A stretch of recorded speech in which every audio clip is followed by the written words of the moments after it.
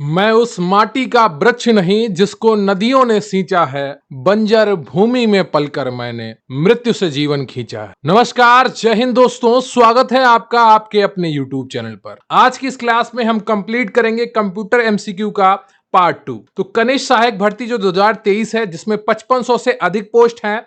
UPSSC junior assistant जिसको जाना जाता है, तो इस भर्ती में 15 नंबर के 15 प्रश्न पूछे जाएंगे कंप्यूटर टॉपिक से, और ये 15 प्रश्न आपका सिलेक्शन होने और ना होने में बहुत बड़ा फासला तय करेंगे। तो आपको अच्छी तैयारी करनी है, इन कंप्यूटर के प्रश्नों को पढ़ना है, और यहां पर सीधे सीधे प्रश्न पूछे जाते हैं। अगर आपने एक बार अच्छे से कंप्यूटर को समझ लिया, पढ़ लिया, फिर आपके ये 15 में से 15 प्रश्न, कम से कम 14 प्रश्न तो आप सही करके ही आएंगे। तो पूरा टॉपिक आपका कंप्लीट कराया जाएगा और अच्छे तरीके से कराया जाएगा, जिसको आपको बारीकी से समझना होगा। क्लियर है आपको? तो कृपया वीडियो को लाइक कर लीजिएगा, चैनल पर नया है तो चैनल को सब्सक्राइब कर लीजिएगा, क्योंकि प्रश्न यहीं से आएगा।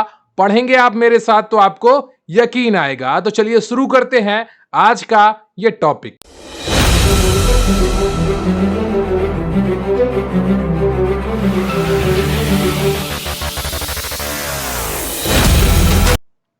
तो आपका पहला प्रश्न है कि निम्नलिखित में से किसे कंप्यूटर का पितामह कहा जाता है या कंप्यूटर का जनक कहा जाता है? बहुत ही आसान उत्तर होगा, आप में से अधिकांश लोगों को पता होगा।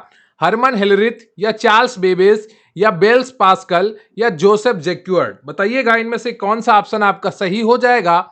और इसका सही उत्तर है आपका B option, Charles Babbage. Clear है आपको? आपका अगला प्रश्न है आपका कि कंप्यूटर के विकास में सर्वाधिक योगदान किसका है? हरमन होलरिथ का है या चार्ल्स बेबेज का है या बेल्स पास्कल का है या वान न्यूमन का है? बताइएगा कंप्यूटर के विकास में सर्वाधिक योगदान किसका है? सही ऑप्शन है आपका डी, वान न्यूमैन का है। क्यों है ये सब मैं आपको बाद में बताऊंगा, जब आपको मैं थ्योरी पढ़ाऊंगा। अभी आपको सिर्फ देखना है कि किस तरीके के प्रश्न आते हैं परीक्षा में, क्या वो आपको आता है या नहीं आता है।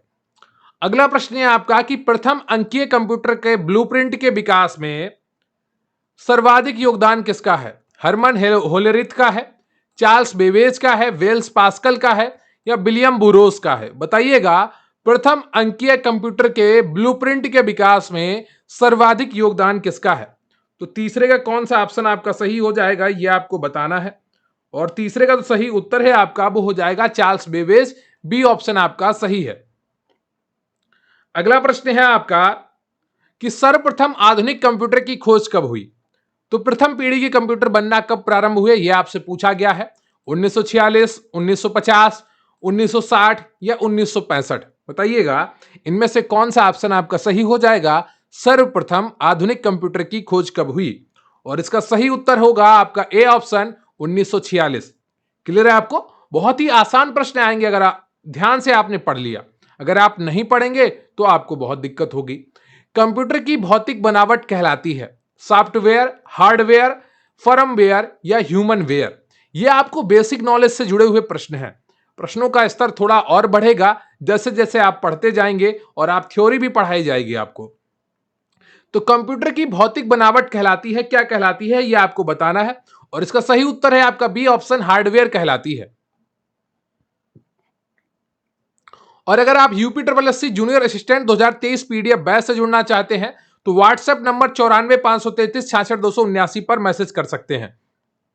अगर आपका सपना है इस भर्ती में अपने लिए एक सीट पक्की करने का, अगर आपने दृढ़ निश्चय किया है कि कुछ भी हो जाए इस भर्ती में एक सीट पक्की करनी है, तो जरूर जुड़िए विजेता बैच से, UPSSC जूनियर असिस्टेंट विजेता बैच।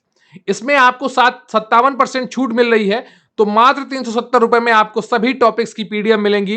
हिंदी, सामान्य बुद्धि परीक्षण, कंप्यूटर, यूपी जीके की PDF, प्रैक्टिस सेट PDF और मॉक टेस्ट PDF। ऑफर सीमित समय के लिए है और लिमिटेड सीट के लिए है। तो जल्दी जुड़िए UPSSC junior assistant 2023 PDF batch विजेता बैच से। अगला प्रश्न है आपका कि कंप्यूटर के संचालन में प्रयुक्त प्रोग्राम, नियम तथा कंप्यूटर क्रियाओं से संबंधित अन्य लिखित सामग्री को क्या कहा जाता है? सॉफ्टवेयर कहा जाता है, हार्डवेयर कहा जाता है, नेटवर्क कहा जाता है या फर्मवेयर कहा जाता है? तो सही उत्तर क्या होगा छठे का आपका, और इसका सही उत्तर है आपका ए, सॉफ्टवेयर। ये क्या होता है? एक प्रयुक्त प्रोग्राम होता है जो नियमों तथा कंप्यूटर क्रियाओं से संबंधित होता है। अगला प्रश्न है आपका कि कंप्यूटर का नियंत्रक भाग कहलाता है। कंप्यूटर का नियंत्रक भाग क्या कहलाता है, यह आपको बताना है। प्रिंटर, कुंजी पटल, सीपीयू या हार्ड डिस्क? बताइएगा सातवें का कौन सा ऑप्शन आपका सही होगा, और इसका सही उत्तर है आपका सी, सीपीयू। कमेंट बॉक्स में लिखिएगा सीपीयू का फुल फॉर्म क्या होता है। मुझे आपके कमेंट्स का इंतजार रहेगा, और यही आज का आपका प्रश्न है। अगला प्रश्न है आपका कि वह हार्डवेयर डिवाइस कौन सी है जिसे आमतौर पर कंप्यूटर का ब्रेन कहलाता है? जिसे आमतौर पर कंप्यूटर का ब्रेन कहा जाता है, या जो आमतौर पर कंप्यूटर का ब्रेन कहलाता है? बताइएगा वह हार्डवेयर डिवाइस कौन सी है जो आमतौर पर कंप्यूटर का ब्रेन कहलाता है? रैम चिप, डाटा इनपुट, या सीपीयू या एएलयू? बताइएगा आठवें का कौन सा ऑप्शन आपका सही हो जाएगा, और इसका सही उत्तर है आपका सी, सीपीयू। अगला प्रश्न है आपका कि कंप्यूटर का सबसे महत्वपूर्ण भाग क्या होता है? सीपीयू, कीबोर्ड, डिस्क या प्रिंटर? इंसान के शरीर का सबसे महत्वपूर्ण भाग क्या होता है? उसका दिमाग, है ना? तो कंप्यूटर का दिमाग क्या होता है? बताइएगा कंप्यूटर का दिमाग क्या होता है? सीपीयू होता है, अभी आपने थोड़ी देर पहले पढ़ा है। तो 9 का ए ऑप्शन आपका सही हो जाएगा। अगला प्रश्न है आपका कि कंप्यूटर हार्डवेयर जो आंकड़ों की बहुत अधिक मात्रा को भंडार में रख सकता है कहलाता है? डिस्क कहलाता है, चिप कहलाता है, चुंबकीय टेप कहलाता है, या इनमें से कोई नहीं? बताइएगा 10 में से कौन सा ऑप्शन आपका सही है, और इसका सही है आपका बी ऑप्शन, चिप। ठीक है, क्लियर है आपको? अगला प्रश्न है आपका कि इंटीग्रेटेड सर्किट चिप का विकास किसने किया? सीवी रमन ने किया, रॉबर्ट नायक ने किया, जेएस किल्वी ने किया, या चार्ल्स वेवेज ने किया? बताइएगा इंटीग्रेटेड सर्किट चिप का विकास किसने किया है? 11वें का कौन सा ऑप्शन आपका सही हो जाएगा, और इसका सही उत्तर है आपका सी ऑप्शन, जेएस किल्वी। अगला प्रश्न है आपका कि आईसी पर किसकी परत होती है? सिलिकॉन की, निकल की, आयरन की, कॉपर की? हर कंप्यूटर में एक आईसी चिप होती है जिस पर कंप्यूटर काम करता है तेजी से। बताइएगा आईसी पर किसकी परत होती है? 12 का कौन सा ऑप्शन आपका सही हो जाएगा, और इसका सही उत्तर है आपका ए ऑप्शन, सिलिकॉन। अगला प्रश्न है आपका कि चुंबकीय डिस्क पर किस पदार्थ की परत होती है? आयरन ऑक्साइड की, फास्फोरस पेंटॉक्साइड की, मैग्नीशियम ऑक्साइड की, या सोडियम पेरोक्साइड की? बताइएगा चुंबकीय डिस्क पर किस पदार्थ की परत होती है? 13वें का जो सही उत्तर है आपका वो ए हो जाएगा, आयरन ऑक्साइड। अगला प्रश्न है आपका कंप्यूटर में किसी शब्द की लंबाई किससे मापते हैं? बाइट से, बिट से, मीटर से, या मिमी से? बताइएगा कंप्यूटर में किसी शब्द की लंबाई किससे मापते हैं, और इसका सही उत्तर है आपका ए ऑप्शन, बाइट से। अगला प्रश्न है आपका कि एमबी में मापते हैं। एमबी में क्या मापते हैं? भूकंप की तीव्रता, जनसंख्या घनत्व, शक्ति व्यय की क्षमता, या कंप्यूटर की स्मृति क्षमता? तो 15वें का जो सही उत्तर है आपका वो हो जाएगा डी ऑप्शन, कंप्यूटर की स्मृति क्षमता। और इसमें जब एमबी में पीएस भी जोड़ देते हैं, एमबीपीएस, तो एमबी पर सेकंड हो जाता है, और वो कंप्यूटर की स्पीड या नेटवर्क की स्पीड कही जाती है। अगला प्रश्न है आपका कि स्टोरेज माध्यम की क्षमता की इकाई क्या है? बाइट, बिट, बग, या घन मीटर? सही उत्तर है आपका 16वें का कौन सा होगा? बताइएगा ए ऑप्शन, बाइट। क्लियर है आपको? कृपया वीडियो को लाइक कर लीजिएगा, चैनल पर नया है चैनल को सब्सक्राइब कर लीजिएगा, और अगर आप हमारे बैच से जुड़ना चाहते हैं तो डिस्क्रिप्शन बॉक्स में आपको उसका लिंक मिल जाएगा, या स्क्रीन पर दिख रहे व्हाट्सएप नंबर पर आप मैसेज कर सकते हैं।